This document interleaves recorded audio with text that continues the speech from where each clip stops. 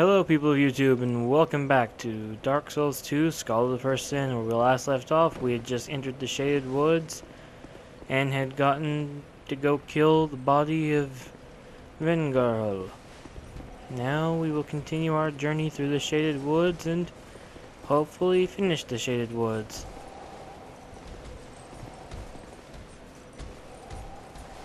So, we have this lion guy.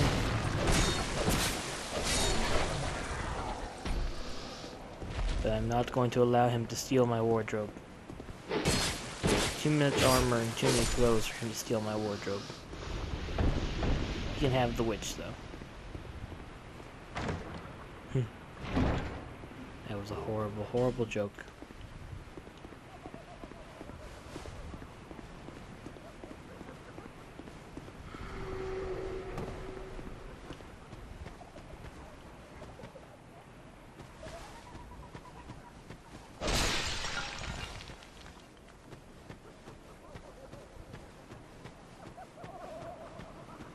So, this area in the original Dark Souls 2 did not have all these invisible people.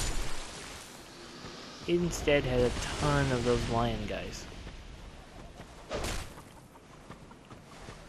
And to be honest, I'm not sure which ones I prefer more.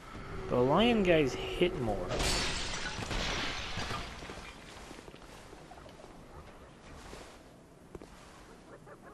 But can be targeted. These guys cannot be targeted, but they hit for a lot less.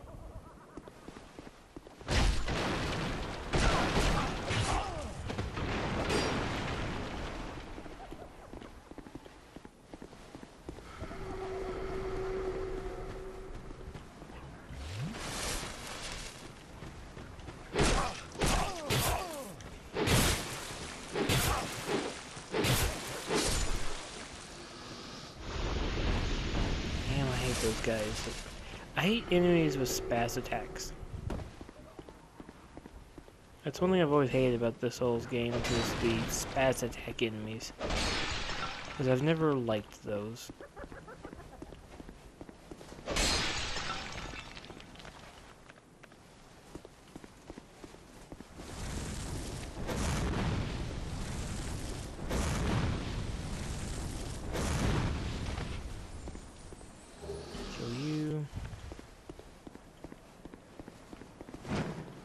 Jump up here, jump across here, and we will loot.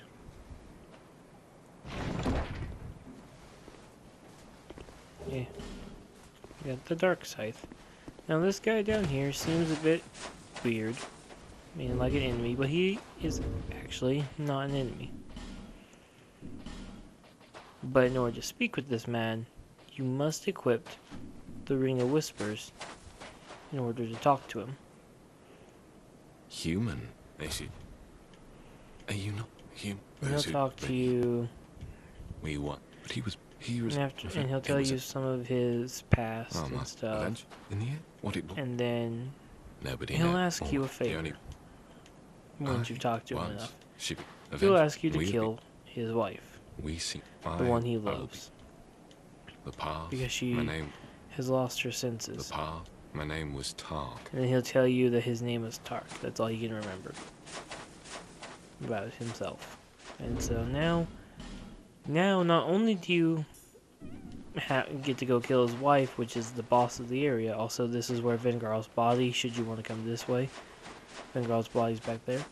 But you can also now summon Tark into the boss fight with you, which can be a little helpful, because his wife is Scorpioness Notchka, our next boss, and she's a bit of a pain. A real pain. But aside from the stuff we got over there, there's nothing left in that area. So how many fragrant branches of yore do I have again? I have 3. So I need to choose where I use them carefully. Come back here where we find another one of these lion guys. Their attacks are really slow, so you can actually go and bait for the backstabs. Like that. Now the gold-haired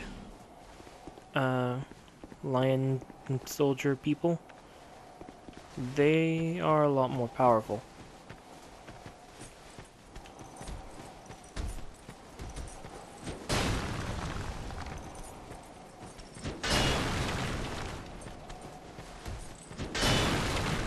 I never noticed it. It seems like they actually swing the opposite way. Never noticed that before. Shit. I'm dead, aren't I? Oh, almost. There we go.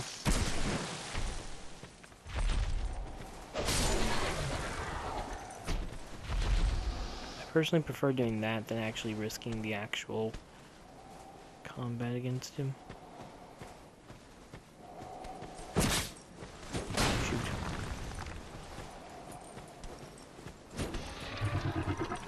Yeah, but that's something I never actually noticed until now, is that the... No, maybe not. Maybe the guy was just swinging in one direction.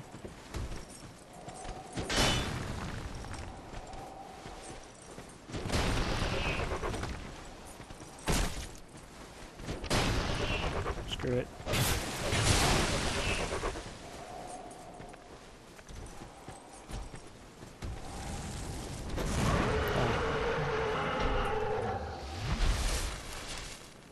Yeah, I'm not a big fan of these guys. They're kind of annoying. So use a fragrant branch of yore on him.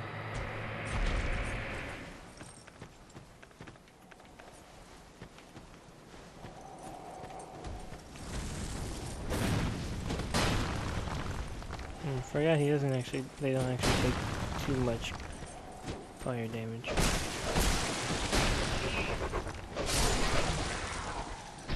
You kill him, you get the warlock mask. So, yeah. So this spot doesn't give you another fragrant branch. There's an area over on the side here in a moment.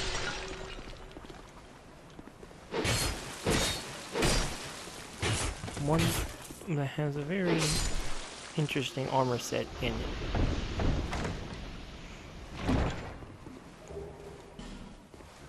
It's not a terribly good armor set, but it can be useful.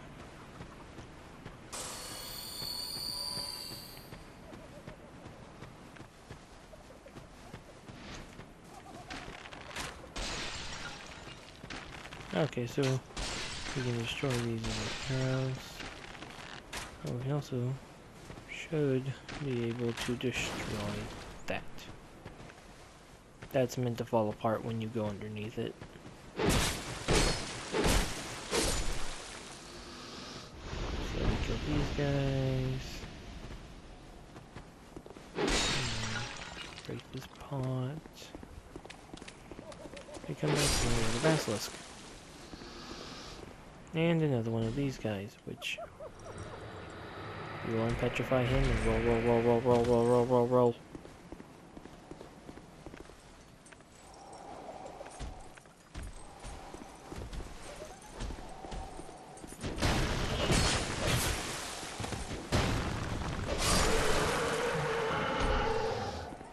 So we'll kill him. Go back here. Just destroy these jars. We'll open this chest, and if I remember correctly, this chest holds a fragrant branch of yore, as well as an armor set. Yep, the Lion Mage armor set. Now, the interesting thing is there are no Lion Mages in this game, but there is the Lion Mage armor set, which is an armor set that decreases the casting time for your magic. More or less, each piece will make your magic cast faster. And now, once again, we have Cregan. Don't you scare me. That but oh. For the good, I won't. For the good, I won't. For the good, I won't. And he'll just tell you about how Pate lives in the cove that's up ahead, and yada yada yada, and how he intends to kill Pate, and all that crap. The usual stuff that Cregan talks about. And then we have this guy out here we can kill. It's not necessary that we kill him. Well, we can, and then we can kill this guy. The thing that I really don't like about these enemies is sometimes when they're walking around, you can't really tell that they're enemies. You might even mistake them for players. Which I think was the whole idea behind those enemies being placed around here, is it's meant to trick you into thinking, oh hey, it's just a player. And then it's actually an enemy trying to kill you. So we should have enough time to go ahead and kill Notchka. Especially if I just charge past all the enemies. I might get shot in the back a few times by their crossbows, though. It's the only downside. But I should only pass the aggro range for a couple of enemies. Oh, come on, Forlorn, really? Oh, you love invading me at the worst possible times. Oh well. It's fun fighting Forlorn, so I don't mind it. We even have our own little arena up top.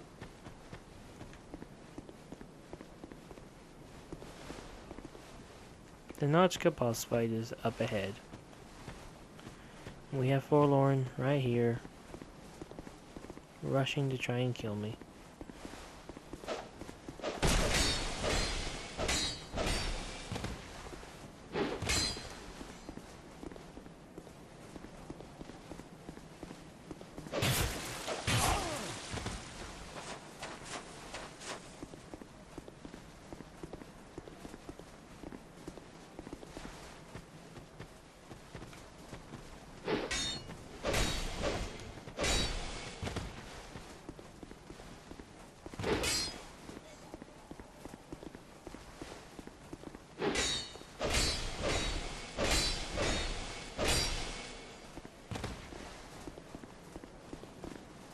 That was a bit of a risk, but oh well.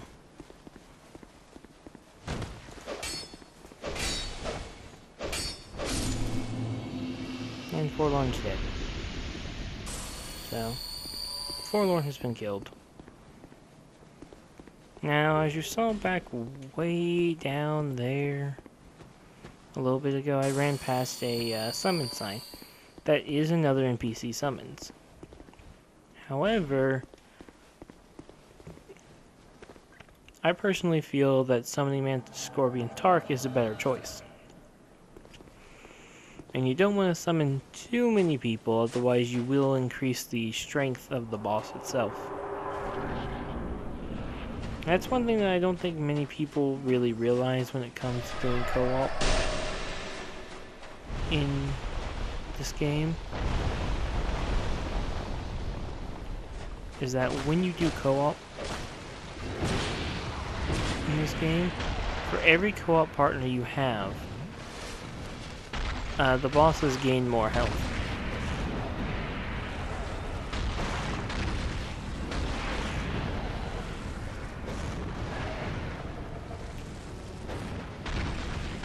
So, you don't, even NPC helpers will add health to the boss, making the boss just a tad bit more difficult to fight.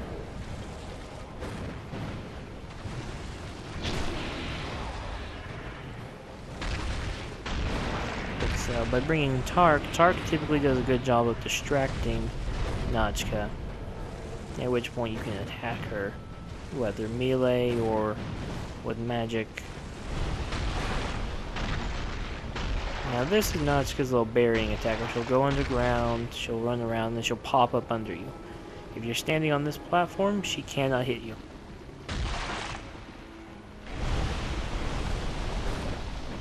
She can come close, but she can't actually hit you. And combustion, finish her off.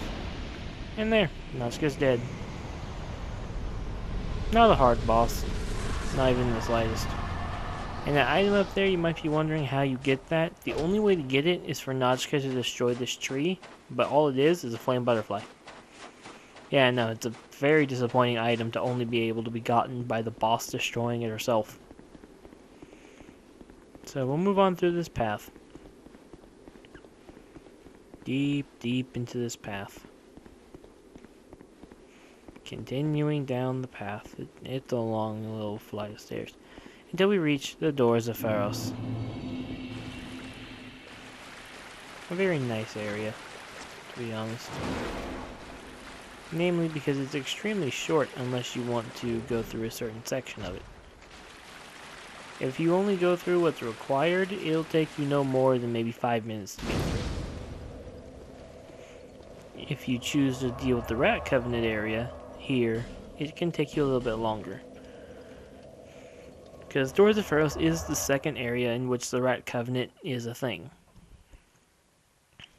The only problem with it is that the Rat Covenant here has a much more difficult boss than the last one. It's not too much more difficult, but if you're not well equipped for it, it will kill you pretty easily. Now I want to check something. Did I pick up enough Titanite chunks to... I did not. I still need one more. Don't waste my time. Oh, shut up or I won't give you any souls at all. Is that a ship? Here to see, however. Oh yeah, I have an Estus Flash shard, don't I? I completely forgot to give this to her. Okay, so we'll level up. We'll increase our intelligence and faith. And that's all we got the money for. Well, the souls for. Do we have any soul items? We do.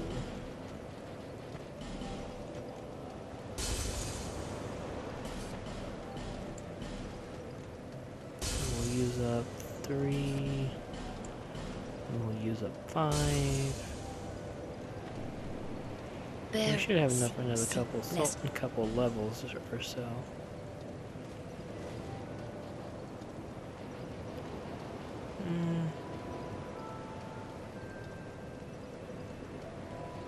I could level up one more, but I want to save those souls for something. So, we have a few minutes left. I should be able to get to the next area after the Doors of Pharos. Once I can find the Doors of Pharos on the list.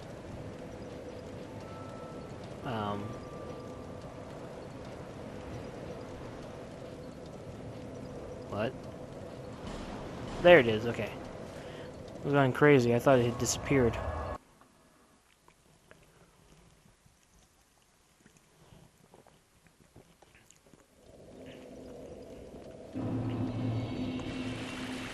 Now I will eventually show off some of the interesting stuff in the Doors of Pharos. But that'll be in a later video.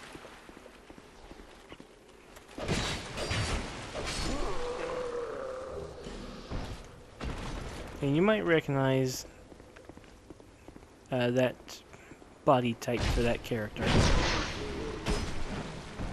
And you'll realize this is where Gavlan is from. And yes, Gavlan is from this area. In fact, when I come up these stairs, we will see the man himself. This is Gavlan's permanent location. He will always be here, and he now sells an endless supply of his stuff. Which is why I wanted to keep those souls, so I could actually buy some stuff from him that I'm eventually going to need. I mainly just want to stock up on poison moss and poison arrows. Because you never know when either are going to be helpful. So if you ever need to sell items, the Doors of Pharos is where you'll do so. Because this is where Gavlan is waiting. And he will never move from that spot. He will always be there.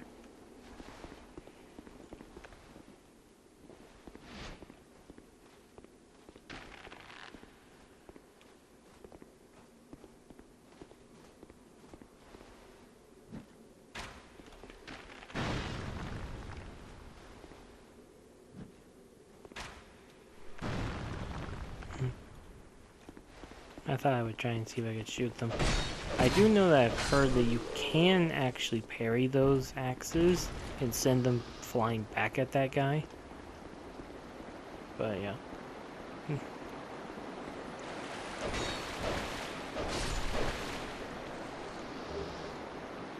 Last time I shard and lost them. Come up to this guy and stab back.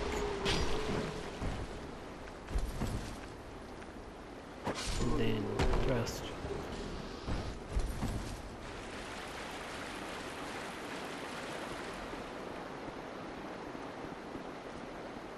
So we will continue on this journey. Stab, stab, stab. He dies. Take an old mundane stone.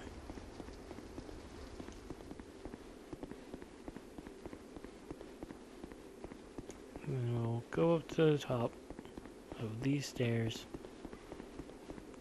And we'll end up in this room. We go even further, and we end up at Brightstone Cove, Seldora, where we will then activate the bonfire and end off the video. I hope you all have enjoyed, and in the next video we will journey through Brightstone Cove, Seldora. See y'all then. So long.